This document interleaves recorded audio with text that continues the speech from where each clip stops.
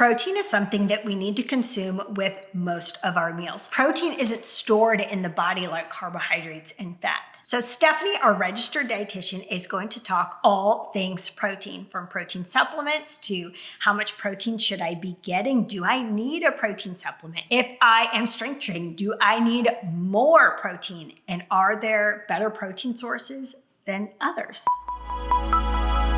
So first, let's talk about working out specifically. If I am strength training, do I need to add more protein to my diet? And if I'm adding protein, is it going to make me gain weight? So adding more protein to your diet sometimes can make you gain weight, but really it's more of an effect of you're adding more protein, you're working out, you are actually putting on muscle. Remember, muscle weighs more than fat. If you look at 5 pounds of muscles compared to 5 pounds of fat, the muscle is taking up less space, but it's going to be dense. So you might notice a change on the scale, but you'll actually notice a change in your body size and just kind of how you look whenever you're kind of having those impacts, or you're eating enough protein, you're getting enough exercise. Sometimes people will also gain weight too because they're retaining more water. Protein needs water and can help kind of hold on to it, thinking about it like acting like a sponge. When people say they've lost water weight, or you see these people who do they're losing weight really, really quickly, and maybe from a medication or for other reasons, they are losing an amount of fat, but they're also losing muscle. And along with that muscle, they're losing water too. So kind of the reverse is true. If you're increasing your protein, you might notice, some of that. A lot of that is more temporary and tends to not be as noticeable after you've been maintaining an adequate protein amount for a longer period of time. Now, whenever we add protein to the diet, we actually see some weight loss.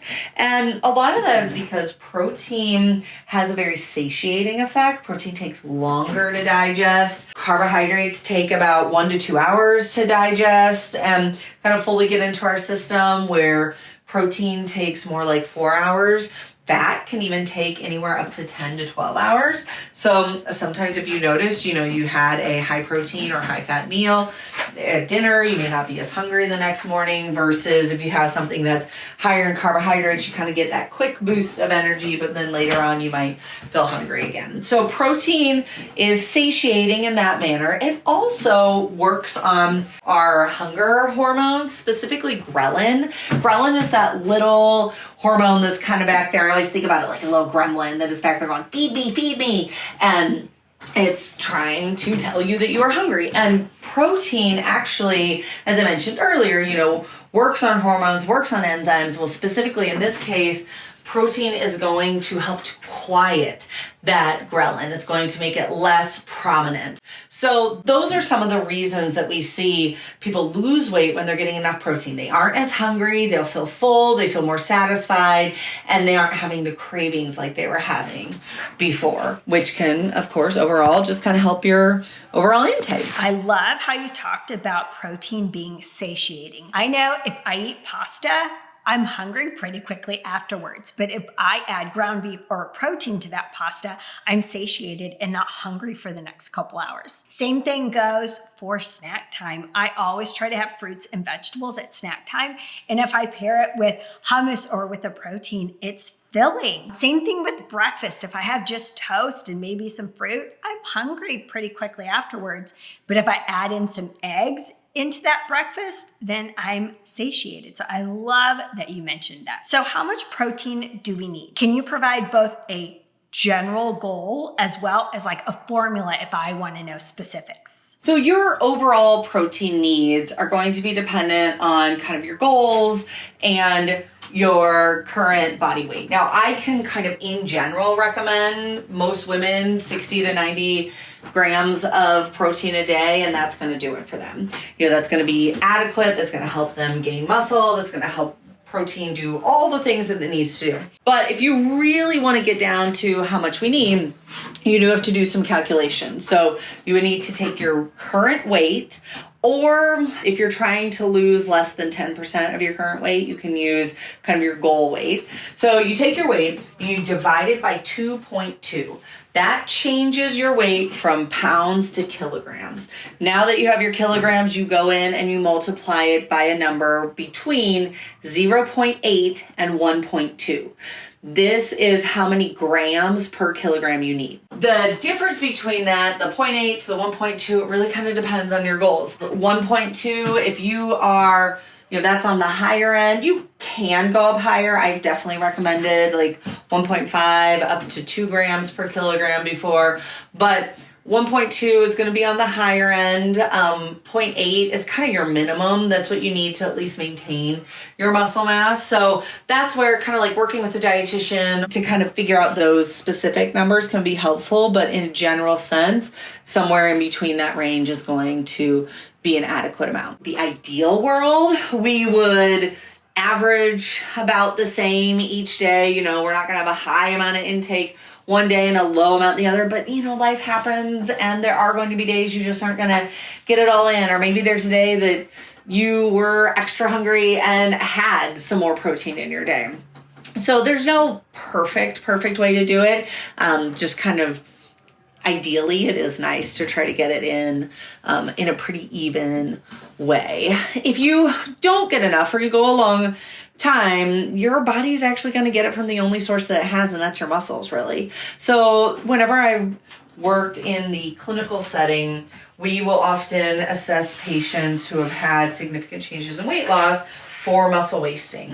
So you can actually see that maybe in the areas like their legs or their upper arms, that the skin, you're able to pull the skin away a little bit more. Or you might even see like around their clavicle, they've lost some of that muscle. Their shoulder is more squared off. And those are things that in a clinical setting I'm looking for.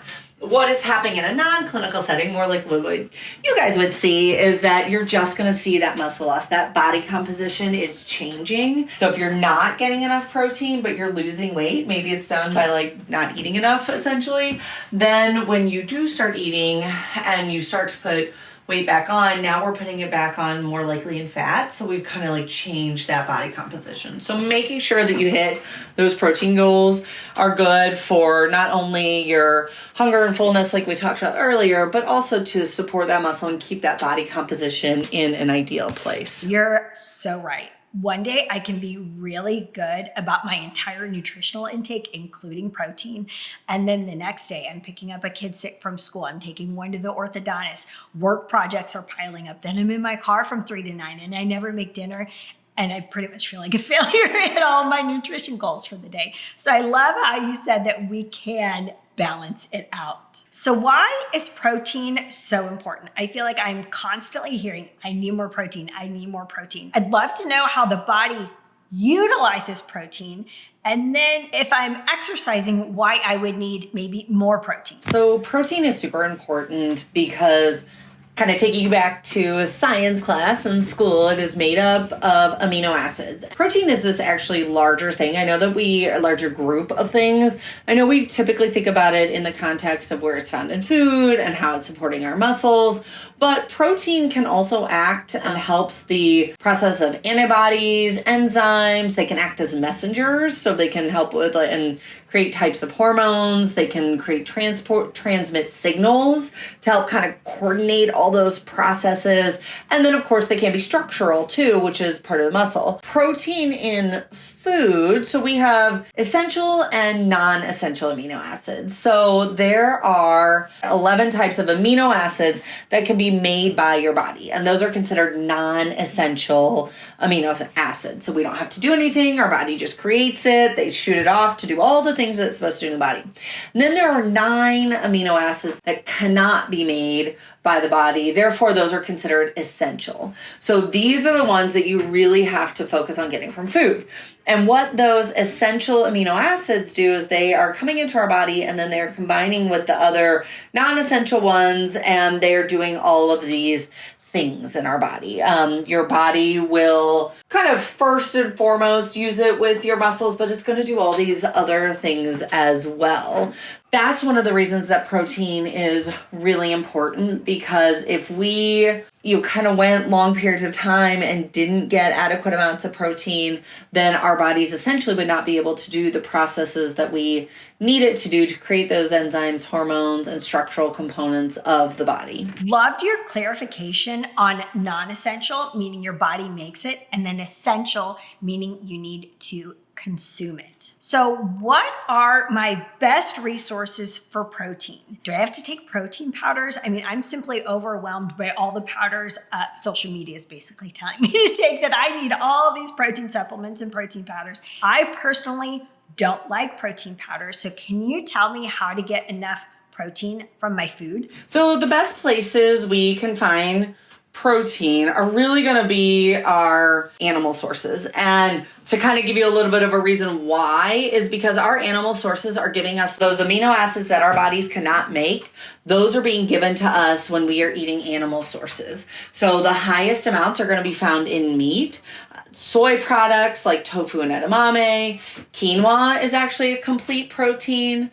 Buckwheat and dairy. Those are all kind of like your most common ones. When we're looking at the amounts, the animal meats are going to have the most. It's about 7 to 10 grams of protein per ounce. So if you eat 3 ounces of chicken, size of the palm of your hand, size and thickness of it, you're getting somewhere between 20 and 30 grams of protein. There are a few other foods too. I thought it would just be interesting to throw in that are considered complete proteins. One of that is hemp seed. So if this is something you use, you're not only getting all of your 9 essential amino acids, but you're also getting an omega-3 fatty acid. So you're getting a little bit of boost.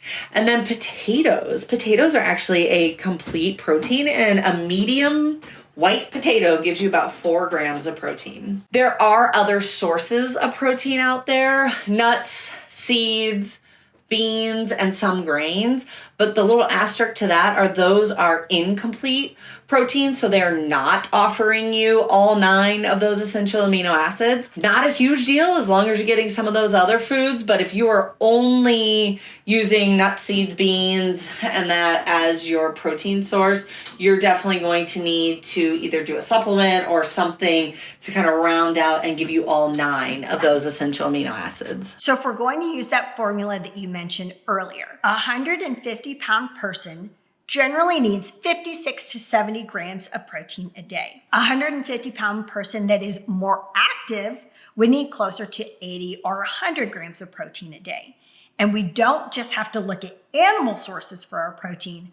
We can also get protein from potatoes. That is something I did not know. That is fascinating. Okay, so next up, let's talk about timing. Like if I'm doing a strength training session, is there a better time for me to consume protein? The timing of your protein after a workout can really impact your results. So what we know from sports nutrition is that after a workout, your window of absorbing protein is open widest in that range 30 to 60 minutes after. Now, if it's an exceptionally strenuous activity or a long endurance event, it can even stretch out to that 90 minutes.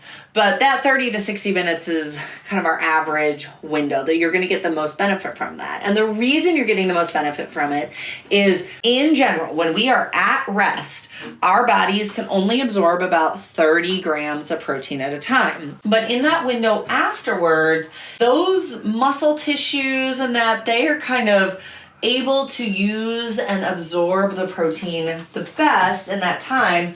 And we know from studies that our protein uptake, our ability to absorb more protein, actually increases in that time. And there's people that 45 grams of protein, there's even some athletes that are able to absorb up to 60 grams of protein, all in that window afterwards. So the best thing to do would be finish your workout, and then in that, maybe around 30 minutes, let yourself kind of come down from the workout or whatnot, have something that has a protein. This could be maybe a hard-boiled egg. It could be a handful of nuts. It could be maybe some yogurt that's a higher protein. It could be maybe this would be the time if you're doing a protein supplement that you would want to drink your protein supplement then too. You could do some leftover chicken. There's lots of things that you can do to kind of get just a little quick boost of protein at that time. It also, because getting adequate amount of protein, making sure that it's getting in there to help our muscles build and repair, it can help with soreness too, and it's going to really help promote that muscle building. So if I do a strenuous workout, like a 35-minute strength training session, the prime time for me to ingest protein would be within 30 to 60 minutes of that workout session. I think that's really valuable information. And while that's really valuable information, I also don't want us to overcomplicate things, because when we overcomplicate things, we are less likely to implement them. And if you want to hear more from Stephanie, she does several shows with us, but also in our Moms into Fitness app, she posts bi-weekly nutrition information, and you can also chat one-on-one with specific nutrition information. I will put all of the details to that below in the show notes.